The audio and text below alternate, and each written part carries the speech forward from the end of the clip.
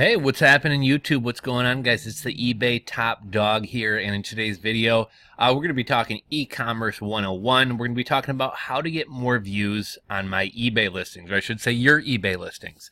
How do you get more views on your eBay items? So you decided to get started with e-commerce. You know, eBay is one of the kind of lowest barrier to entry ways to do so. It's a little bit easier than Amazon or even starting a Shopify store. And you want to get your side hustle going. You want to start making some extra money. You want to kind of test the waters with eBay and potentially expand into something else. But you run into the frustration that a lot of new eBay sellers do, which is, I'm just not getting any views on my items, right? You put an item up maybe for a 7-day auction, 7 days goes by, and you got 1 view on the item. You got 3 views on the item. You got 6 views on the item. And most of those are probably you looking at your own item wondering, why the hell aren't people buying this? So that's what we're going to be talking about in today's video. It's always hard to launch a new eBay store. One of the things about eBay, and really any site, Amazon, any type of platform site, even YouTube, everything works on a search algorithm. So more established accounts, accounts that have done more business, accounts that have more listings, accounts that have better sell-through ratings, those accounts are just going to do a better job of selling, right? Like, once you've sold a few items on eBay and, you know, the buyer has actually received the item, they've maybe left positive feedback, eBay knows that they can trust you as a seller. So if you're a brand new seller, in a sense, you kind of got to prove yourself before eBay starts showing your items to a lot of people. Ultimately, at the end of the day, eBay and Amazon are about providing a positive buying experience to their buyers. And so they want to show items from sellers who ship things out quickly, whose items are as described, people who handle customer service in a good fashion. So part of it is just getting started. It's going to take a while. It's going to be a little bit of a slow process. You got to get those couple initial sales under your belt. A couple strategies for doing this. If you have a friend that can buy one of your eBay items, I realize you're going to be wasting money, right? Like eBay is going to charge anywhere from a 6% to a 10% final value fee. Plus PayPal is going to take another 2.9% plus 30 cents. But something you could do is list an item, have a friend of yours buy that item, leave you positive feedback, or even, they don't even necessarily have to leave feedback. Just buy the item, get a sale under your belt. If you don't have any friends or relatives that are willing to buy an item, or if you're not willing to spend the money to kind of get a few sales to friends, just to kind of give your account a little bit of credibility, another strategy you can do is just list items cheap. List items at really good deals. A lot of times people are hesitant to buy from a new eBay seller. But if you have a really, really good deal, a lot of people will roll the dice and buy from you. So if you have an item laying around the house that you're never going to use again, you know, sell it for a few bucks less than you'd like to get for it. Sell it for a few bucks less than other people on eBay are selling it for.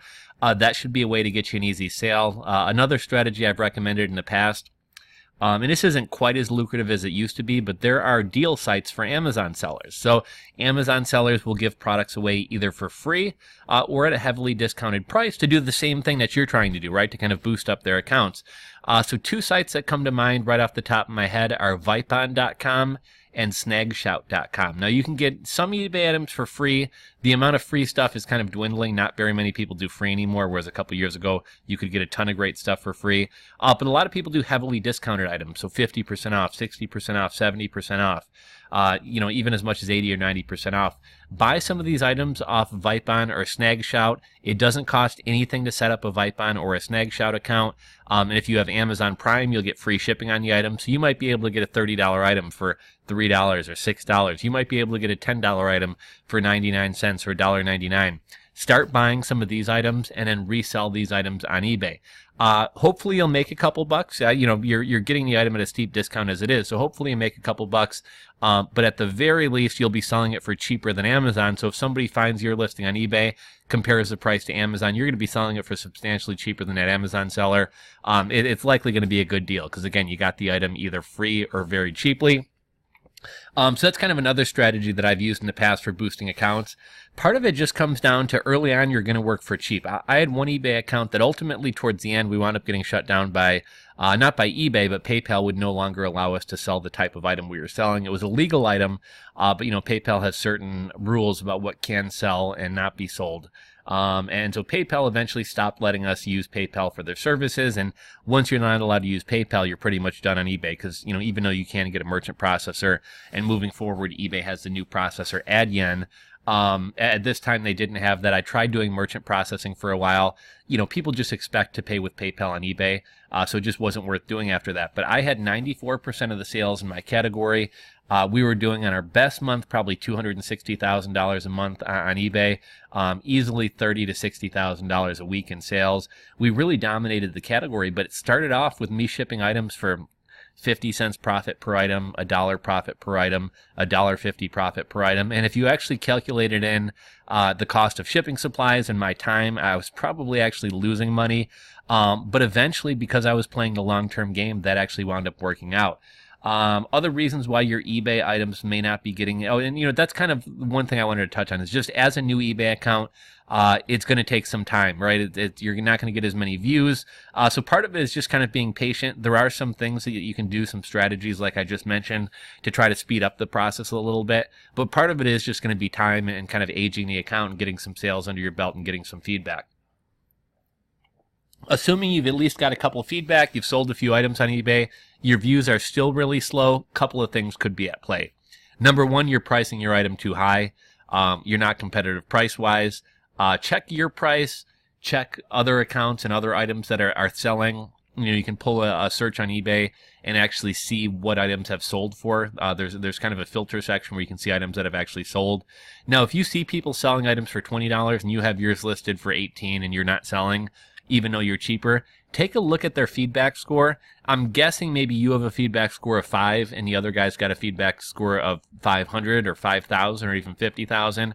Well, you're probably going to have to come down even lower on price to compete with that guy to have any chance of being shown in the searches. So price may be one part of the equation.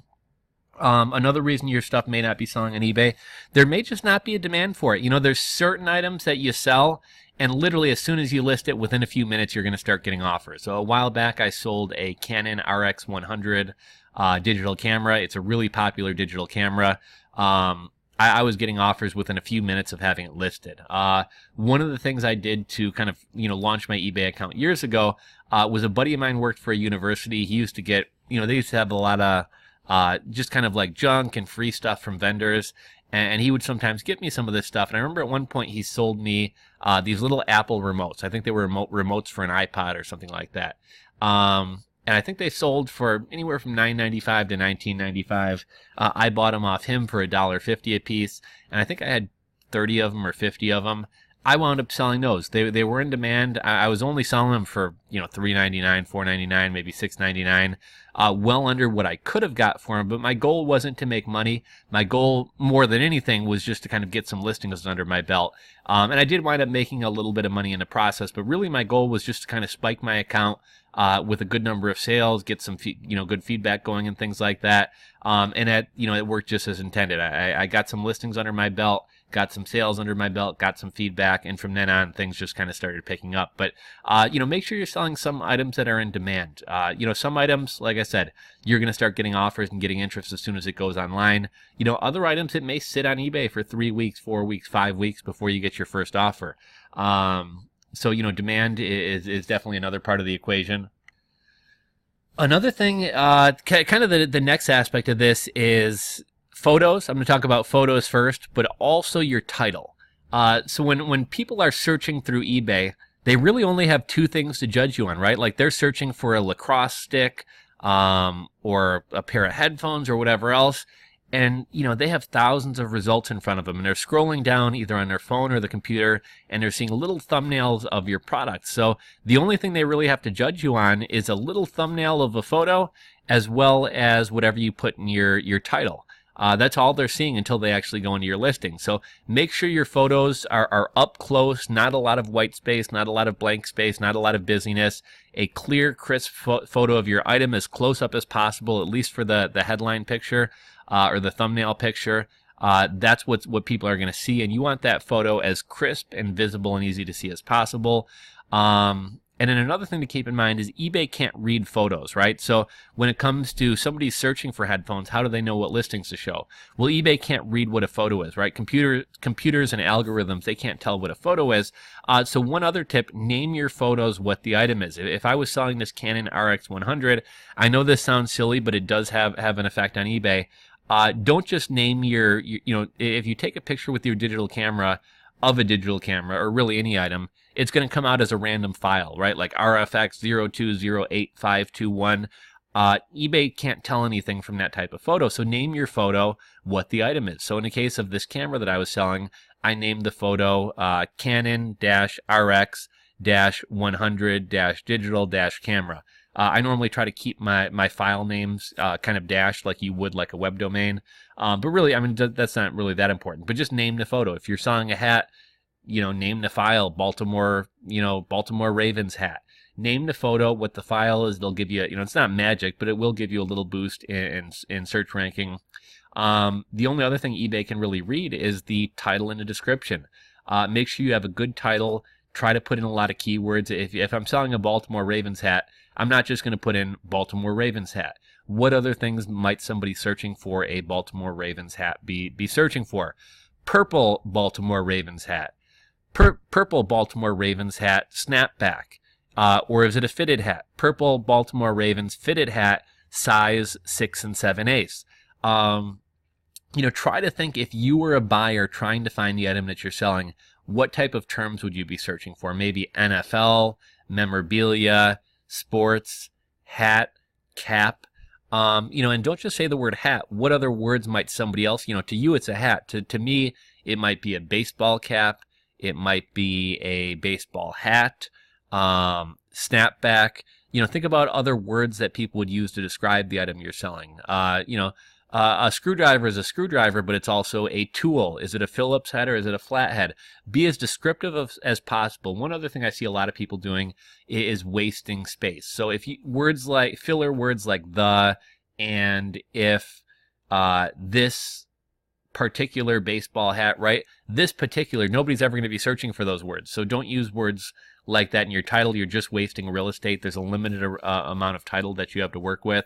I don't want to say keyword stuff, keep it readable, but try to stuff in as many keywords as possible. For your description, the first 80 characters of your description is the most important. So don't start off the description like, the reason that I'm selling this item is because I'm moving, because nobody's searching for those words, right? So pretty much for the beginning of your description, either just word for word repeat your title, or make sure to get some important keywords in there. Try to answer questions that a buyer may have. If you're selling a jersey, what are the demand? What size is it? But beyond what size is it? What material is it? What color is it? What condition is it? How wide is a jersey from shoulder to shoulder?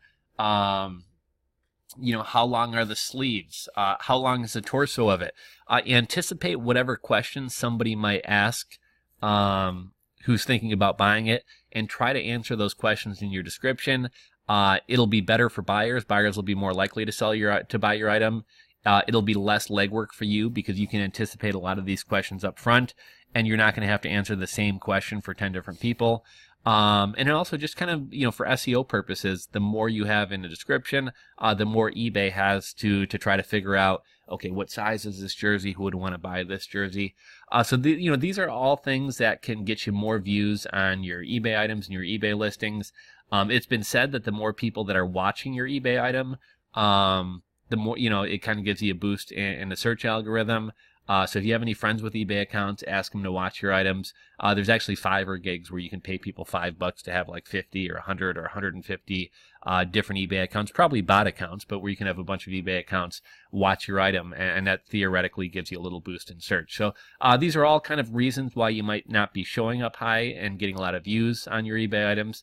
As well as some solutions for how you can hopefully get some more views on your eBay items. So hopefully you guys found this video helpful. If so, give it a thumbs up. If you're not subscribed to the channel, please hit that subscribe button down below, and I'll catch you guys on the next video.